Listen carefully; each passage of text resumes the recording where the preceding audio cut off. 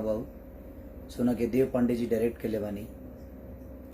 रितु सिंह जी बहुत अच्छा अदाकारा जो उनकी लगा के फेर लवली जान लेवे करे बगले।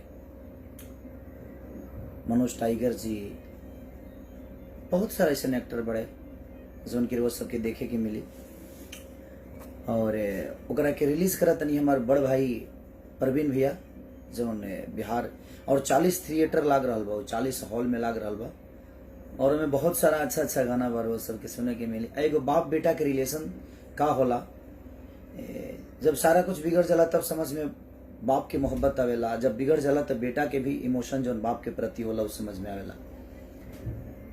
तो एगो परिवार से जुड़ल वो कहानी बा और प्रवीण भैया बहुत अच्छा से ओकरा के डिस्ट्रीब्यूट करतनी, बहुत अच्छा से रिलीज करतनी। तो दिल से धन्यवाद बा प्रवीण भैया के, पूरा हॉल जितना भी बिहार के लोग बाजी प्यार देता। ऐसे जे वो लोग चोरी चोरी चुपके चुपके के बहुत अच्छा प्यार देता नहीं। अभी भी वो कई जगह लागल बा। कुछ लोग के शिकायत बा कि भैया इतना गाना इतना फिल्म, तो कुछ चीज ऐसा होला ना कि सारा सिनेमा कहीं ना कहीं लॉकडाउन के वजह से सब स्टॉप कर रहा। आज भी पैसा लगौले बा भाई, हम तो एगो आर्टिस्टे हैं, हम एगो कलाकार हैं। कलाकार होके के नाते हमार का दायित्व बनता है हम केहू के कहीं के रिलीज मत करी। लेकिन हाँ, सिनेमा जितना भी हमार बनल बा सब के सब सिनेमा एक अलग लेवल पर बनल बा और वो लोग सबके प्यार दी, जौन दिल के अच्छा लगता ओकरा के आशीर्वाद दी, दुलार दी। ऐसे जे जौन भी हम करी ले रहुआ से खाती करी ले, रातों दिन मेहनत भी करी ले तो सब खाती ही करी ले, रहुआ सबके प्यार पावे खाती ही करी ले। और नवरात्र में गाना ऐसे जे माहौल नहीं खे, अभी पंडाल उंडाल बने लगी तो शायद बोलूँ कि वह गाना बहुत अच्छा लगे लगी। और जब माहौल रहे कोरोना से पहले हम 30-30 को 40-40 को गाना गावता नहीं और सब गाना के रोल में प्यार देता नहीं।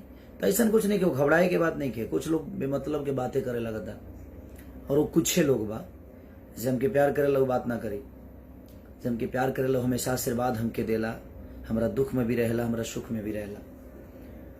हम कुछ भी करी ले तो लोग के लिए खाती ही करी ले, हम अपना खाती कुछ ना करें।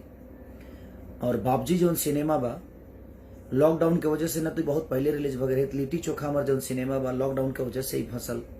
अभी जितना सिनेमा हाँ इधर छठ तक थोड़ा सा भीड़ रही, लेकिन उसके बाद और फेस्टिवल जब आवेला जैसे दुर्गा पूजा हो गई, छठ हो गई, 15 अगस्त हो गई, होली हो गई, बहुत सारा चीज बवे जो लोग फेस्टिवल पे ही ज्यादा करके सिनेमा लेके आवेला।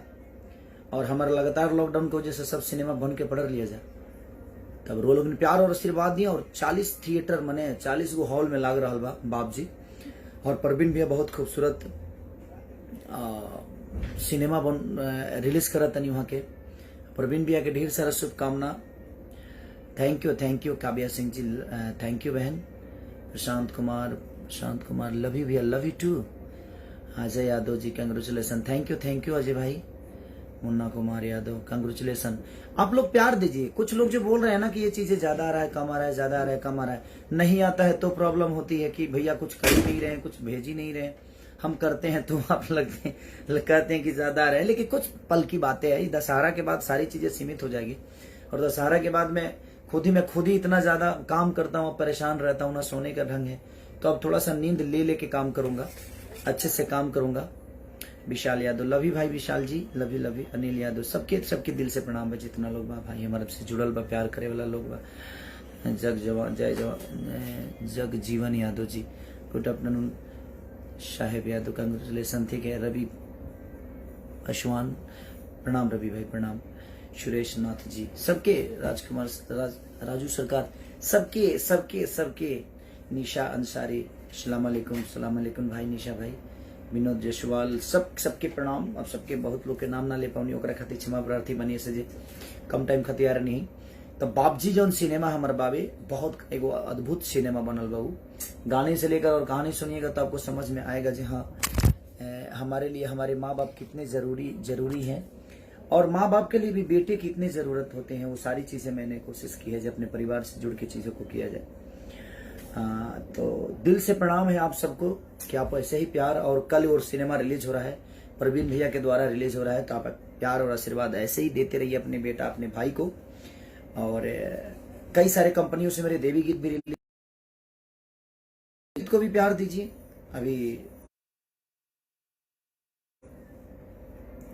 फालतू इंटरटेनमेंट से लेकर मुझे लगता है कि सारेगामा, अंकिता फिल्म, आदि शक्ति, हमारा गणनायक और बहुत सारी, मुझे लगता है जे 7-8 सिनेमा हाँ, जेपी स्टार,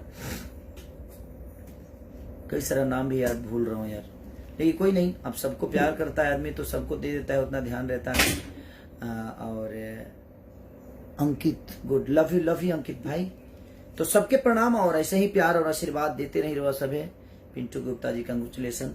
और दशहरा भर बस थोड़ा सा भीड़ रही, ओकरा बाद सारा चीज अपने हिसाब से अपना जगह पर आई। अब हम भी सोच लिए हैं कि अब एक गाना गाएंगे तो कम से कम 5 दिन उसको टाइम देंगे, क्योंकि अब मैं कम गाना चाहता हूँ। मुझे भी लगता है कि भाई मैं सिर्फ इसलिए क्योंकि हर कंपनी